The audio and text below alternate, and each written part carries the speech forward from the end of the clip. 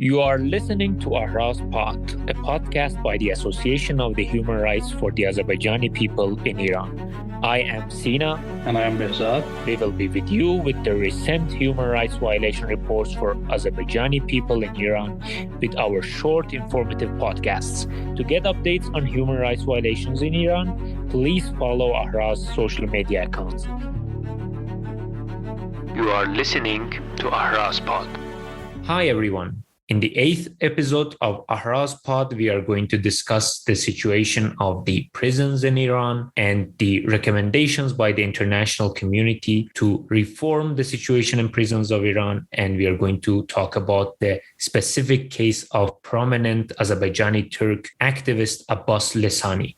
Today I'm with Behzad, and let's start talking about Mr. Lesani's case in order to be able to look into this case and see how is the situation of the prisons in Iran, how is the situation of the prisoners in Iran, and what can we know about this case and implement it in our understanding of the situation of the ethnic rights activists. So Behzad, hi, and do you have any updates, what information you can give to us regarding this case? Thank you, Sina. Thanks again for having me after a long time. Mr. Lesani is a prominent ethnic rights and political activist in Iran. He has been defending the ethnic rights of Azerbaijani people in Iran. And due to his activities, he has a long history of imprisonment since early 2000s. As far as I remember, since 2006, the Revolutionary Court of Iran have sentenced him for about 15 years of prison and additional years of exile to different regions of Iran, only due to his ethnic right activities and his political activities. And most of these charges were arbitrary, and there was no evidence against him. Although, like Azerbaijani people or all Iranian people, they have a right to peaceful protest. Iranian government prevents people to go to the street and protest against the ongoing issues in Iran. So his latest charge, his latest update on January 15, 2019, Mr. Lesani was summoned to second branch of Revolutionary Court in Tabriz, and he attended that court session. But following his appearance at the court, he was arrested and transferred to Erdebil prison. Thereafter, the Erdebil Revolutionary Court sentenced him to 8 years of imprisonment and 2 years of exile in Yazd city on the charge of forming a illegal group, with the purpose of disrupting national security.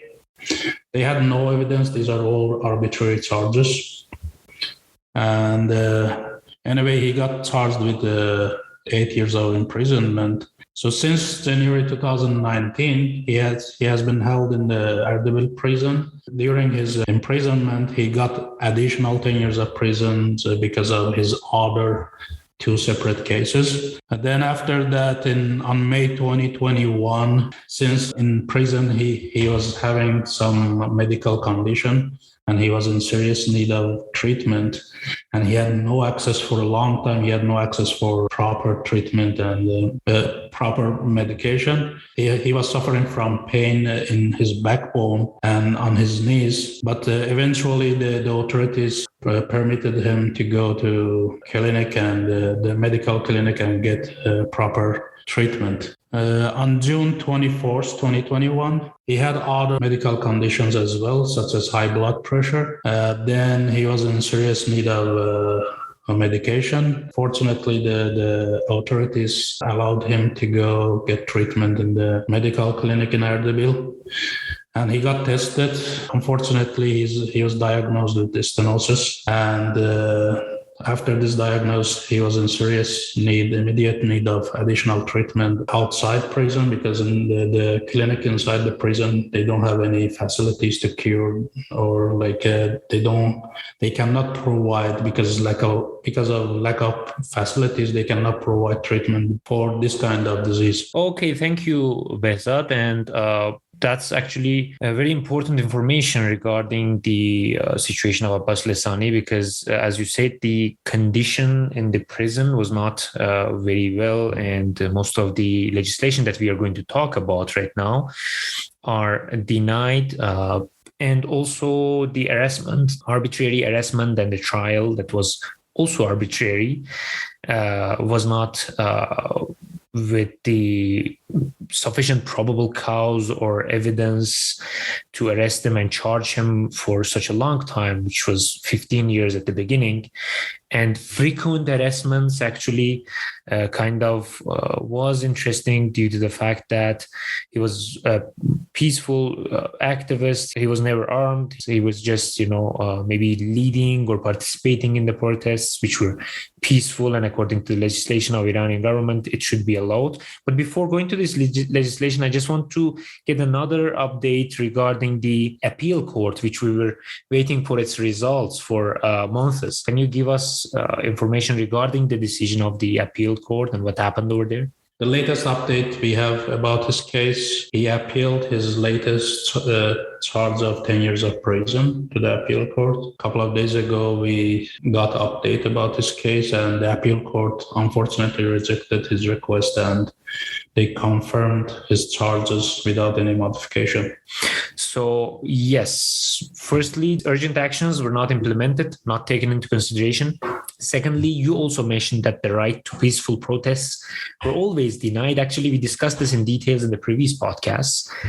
And thirdly, we want to talk about the medical situation of the prisoners within Iran.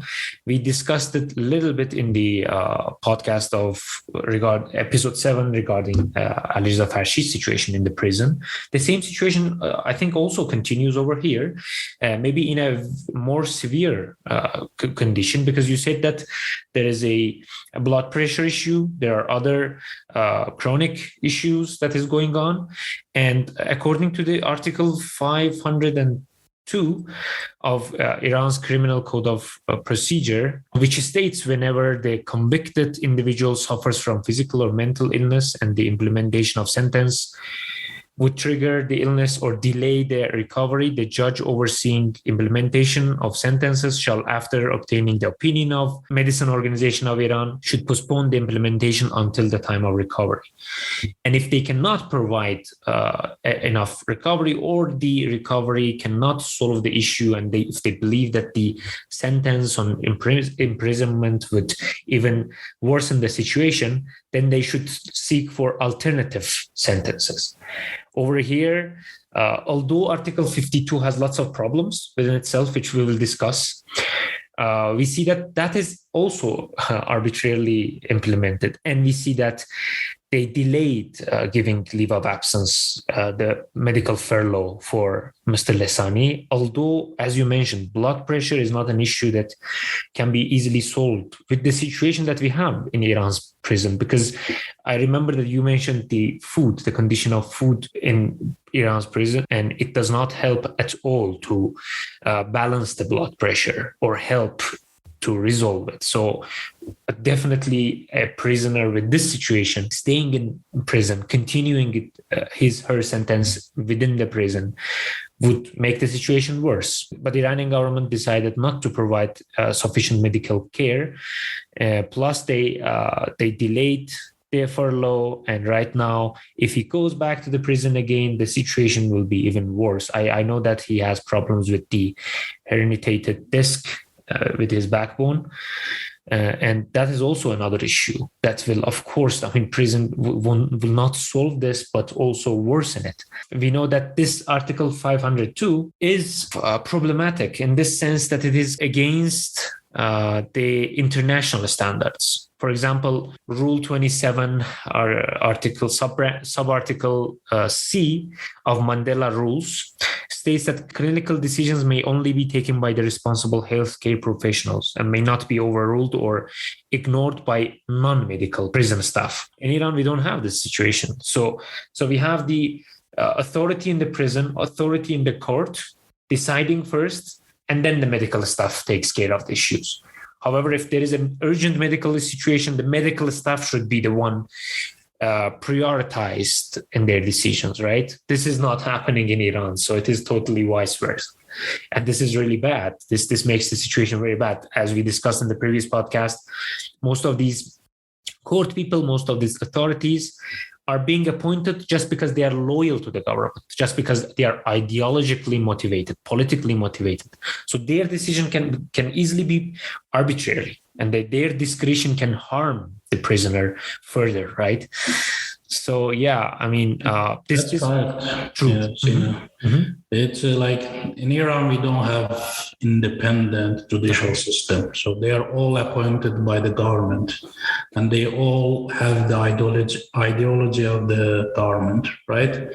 So whatever government mandates them, they just follow them, and they just they take the order and execute that. So, like, I want to add something like this kind of charges, although in his verdict or his charge, it doesn't say he has a penalty of death.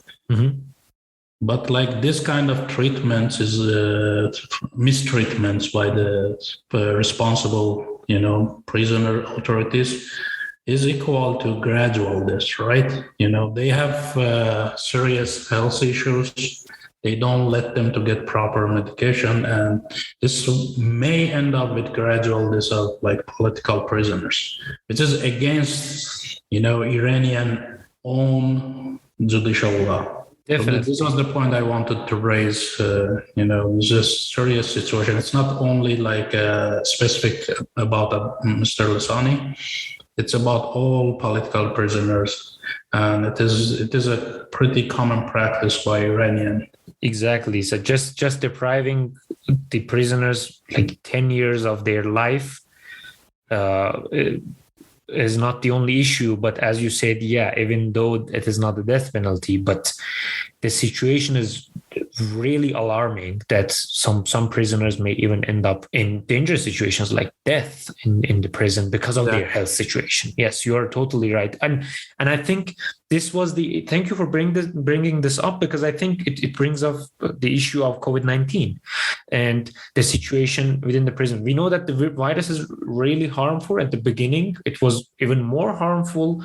And in the prisons of Iran, what was the situation? Do you think that there was an implementation? Because I remember that UN special procedures, Amnesty International frequently, Impact Iran as well, frequently urged the government to implement and reform the situation within the prison and give at least temporary leaves to those who may be affected by COVID-19. Do you think that anything was implemented? Do you think that this reform happened over there? Actually, Sina, I don't know if you remember this or not. Like in the beginning of the pandemic, COVID-19 pandemic, Iranian government, they ordered to release all of the prisoners because it's hard to protect them from the virus, right, in the prison. But they excluded all of the ethnic minority defenders, prisoners. Mr. Lesani and other Azerbaijani activists, they were kept in prison. Even they released other prisoners, They released all of the criminals, those people who killed somebody or they have a really huge crime, but they didn't release ethnic group activists.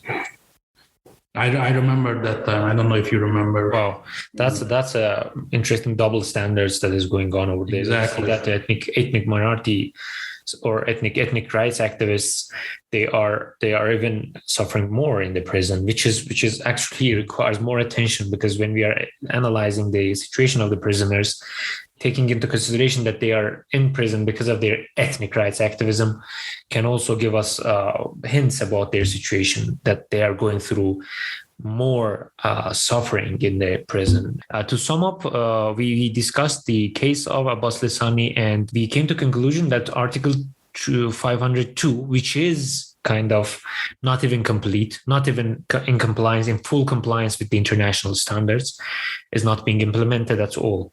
Especially the situation of ethnic rights activists is worse due to the reasons that we mentioned in this podcast. And we see that although international organizations such as Amnesty International and the United Nations Special Procedures and other organizations or other procedures urged the Iranian authorities to be in compliance with the international standards, they did not do anything. They did not implement much. But also they did not even abide their own Article 502, which is about the medical condition of prisoners in Iran. And also we don't know much about the current situation of the prisoners, but we know that the situation is alarming. That's what we know for sure. So thank you very much, Behzad, for being with us today. Thank you for the information that you gave us. This was very valuable. It was nice talking to you, Sina. Yeah, thank you very much. Please share our podcast if you liked it and put your comments and suggestions below the posts that we are sharing this podcast. We believe that without respect for human rights and freedom of nations, peace cannot be achieved.